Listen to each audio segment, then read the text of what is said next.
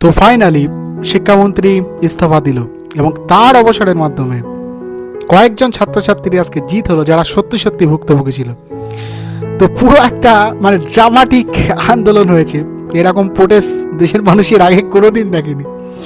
তেলাপোকার ভয়ে দেশের শিক্ষামন্ত্রীর অবসর নিল। তো যাই হোক, এই পুরো আন্দোলনের পুরো প্রোটেস্টের কিন্তু সবচেয়ে বড় প্রেশার পয়েন্ট ছিল সোনাম ওয়াংচুক নিজে। এবং এই মানুষটাকে দেখে একটা জিনিস খুব খারাপ লেগেছে, মানুষটা এত বড় বিজ্ঞানী, উনি নিচে গিয়ে অনশন করছেন এতদিন ধরে। উনি অনশন করছেন, ওনার সামনে ছেলেপিলেগুলো পিৎজা বার্গার খেয়ে ধুনে দিচ্ছে। ভাই কি ভাই এগুলো কেন?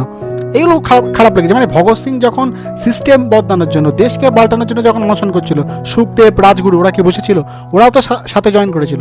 এই একটা জিনিস বা আন্দোলনের জঘন্য বিষয়। তবে হ্যাঁ, আন্দোলন সম্পর্কে একটা কথা বলি। প্রথম দুদিন যারা যখন প্রোটেস্ট করতে গেল এবং 20 তারিখ যখন ছেলে মেয়ে যেভাবে মার খেলো, এবং তাদের উদ্দেশ্য তখনও সঠিক ছিল, হ্যাঁ শিক্ষা নিয়ে তারা আন্দোলন করতে এসছে, কিন্তু ভাই এদেরকে কিন্তু মানে কিছু মানুষজন নিজের স্বার্থের জন্য ইউজ করতে চেয়েছিল। কিন্তু দিন শেষে আমাদের ছাত্রছাত্রীরা জিতল, যাদের জেতার দরকার ছিল। তবে এইরকম ড্রামাটিক মানে অভিনব আন্দোলন আমাদের দেশ আগে কখনো দেখেনি। আন্দোলনের মাঝখানে ভাই টিকটকার ঢুকে গেছে, হলিউডের হিরোরা ঢুকে গেছে, মার্বেলের যে সুপার হিরো ওরা ঢুকে গিয়েছে, ভাই কাশ্মীরের যারা আজাদি করতো ওরা গিয়ে ঢুকে গিয়েছে, খালিস্তানি আঙ্কেল লাগিয়ে ঢুকে গিয়েছে।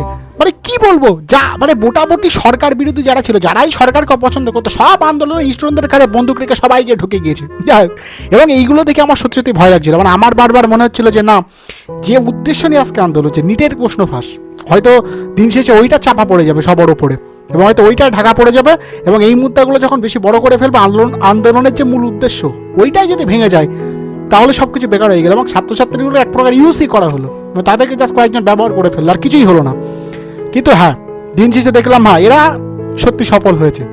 এবং নিটের প্রশ্ন পাশে আন্দোলনকারীদের যে মূল 3টে দাবি ছিল, যে শিক্ষামন্ত্রীর ইস্তফা, প্লাস নিহতদের যে পরিবার, যেসব ছেলেমেয়ে আত্মহত্যা করেছে তাদের ফ্যামিলিকে ক্ষতিপূরণ দিতে হবে, এমনকি প্লাস কিছু সংখ্যক প্রোটেস্ট করতে গিয়ে যাদের নামে কেস ছিল সেই কেসগুলোকে উঠিয়ে নিতে হবে। তো সরকার সবগুলো মান্যতা দিয়েছে, সেটা একটা অনেক বড় জয়। এবং আন্দোলন মোটামুটি বলতে পারো থেমে গেছে। কিন্তু একটা জিনিস বলি ভাই, বিহারি স্টুডেন্টদেরকে আন্দোলন ঢুকাতে বলেছিল ভাই, মানে এমন এমন দৃশ্য সামনে এসছে, কি বলবো। বিহার থেকে ভাই রাস্তা গায়েব হয়ে যায়, ট্রেন লাইন গায়েব হয়ে যায়, আর ওদেরকে পুলিশ ব্যারিকেড নিয়ে আটকাবে।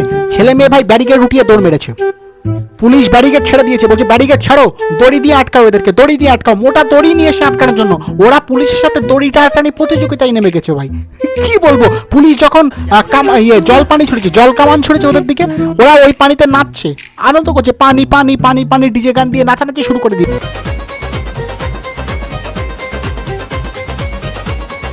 মানে যাচ্ছে তাই করে দিচ্ছে আন্দোলনকে। পুলিশ কি বলছে, কাকু কাকু কাদানে গ্যাস নেই, কাকু কাদানে গ্যাসের সেল छोड़ो আমাদের দিকে। भाई सर टीयर गैस की व्यवस्था नहीं है, कुछ व्यवस्था आप लोग नहीं करते, वाटर कैनन का ठंडा पानी उनी भी नहीं। আর একটা জিনিস শুনবে, পুলিশ যখন কাদানে গ্যাসের সেল ছুড়েছে ওদের দিকে, ওরা একজন সেল কুড়িয়ে পেয়েছে, সেই কাদানে গ্যাসের সেল দেখছে ওটা এক্সপায়ার হয়ে গেছে। মানে এখানেও দুর্নীতি, কি বলবো ভাই, আন্দোলন রুখতে যে জিনিসগুলো ইউজ করেছে সেগুলো এক্সপায়ার হলো মাল। সিস্টেমের প্রত্যেকটা ধাপে ধাপে দুর্নীতি। এই প্রথম একটা আন্দোলন ভাই, যেখানে গান্ধীজি নিজে চলে এসছে, গান্ধীজি এসে বলছে যে না ধর্মেন্দ্র প্রধান তুমি অবসর নাও, ইস্তফা দাও, ইস্তফা দাও। আমি বলছি ভাই গান্ধী কোথা থেকে এলো? বি.আর. আম্বেদকর চলে এসে ভাই, আরে কি বলবো, আন্দোলন সব ঢুকে পড়েছে ভাই। পুলিশ ভাই প্রথম দিন 20 তারিখে ভাই ছেলে মেয়েদের উপর লাঠি চালিয়েছে, তাদেরকে মেরেছে, রক্তাক্ত করেছে। এরপরে 4-5 দিন ভাই ছেলে পিলেরা মিলে পুলিশকে হেনস্থা করেছে। তবে তোমরা এই আন্দোলনকে, এই প্রোটেস্টকে যতই ট্রল করো, একটা জিনিস মনে রেখে দেবে, এইটা কিন্তু একটা এক্সাম্পল হয়ে থাকলো। এরপরে যেই নতুন শিক্ষামন্ত্রী আসবে, যে কোনো পদে মন্ত্রী হবে, সে কিন্তু একটা ভয়ে থাকবে যে না ভাই কোনো রকমের যদি আমি আমার দায়িত্ব জ্ঞানহীনতা দেখাই, আমি যদি ভাই আমার দায়িত্ব অবহেলা করি, তাহলে আমারও কিন্তু এইভাবে রিজাইন নিতে হবে, কোনো কিছু করার নেই। এবং এটা একটা বিশাল বড় জয় স্টুডেন্টদের কাছে যে না আজকে তাদের আন্দোলন সফল হয়েছে। যতই ট্রল করো, যতই তাদেরকে ভাই এই আন্দোলনকে ট্রল করো, হ্যাঁ ট্রল করার মতো প্রচুর মেটেরিয়াল ছিল, প্রচুর ফলস ছিল, কিন্তু দিন শেষে তাদের উদ্দেশ্য সফল হলো। এবং আমার কেন জানি না মন বলছে এরপরে এই প্রোটেস্ট বা এই সিজেপি পার্টি এরপর আরো পাওয়ারফুল হতে পারে, এবং এর পরবর্তীতেও প্রচুর আন্দোলন করতে পারে। প্রধানমন্ত্রী ভাই দেশে এত দাঙ্গা হয়েছে, মণিপুরে এই হয়েছে, তা হচ্ছে নর্থ ইস্ট নিয়ে কোনোদিন খুব একটা মুখ খুলতে চান না উনি, কোনোদিন অত কথা বলতে চান না ভাই। ভিডিওর ওপরে ভিডিও করছেন উনি, পোস্টের ওপরে পোস্ট করছেন উনি। একটা জিনিস তো ভালো লাগলো যে হ্যাঁ সত্যি যদি সিস্টেমে ফল্ট থাকে, এবং এইখানেই প্রধানমন্ত্রীকে ধন্যবাদ জানাবো যে উনি স্ট্রিক্ট অ্যাকশন নিয়েছেন, এবং এই যে শিক্ষামন্ত্রীকে সরিয়ে দিল, মানে নতুন যে শিক্ষামন্ত্রী হবে সে কিন্তু একটা ভয় থাকবে যে বাই চান্স যদি আমার আন্ডারে আবার কোনো পরীক্ষার প্রশ্নপত্র ফাঁস হয় তাহলে আমাকে প্রধানমন্ত্রী বাঁচাতে আসবে না এবং আমাকে অবসর নিতে হবে, কিছু করার নেই।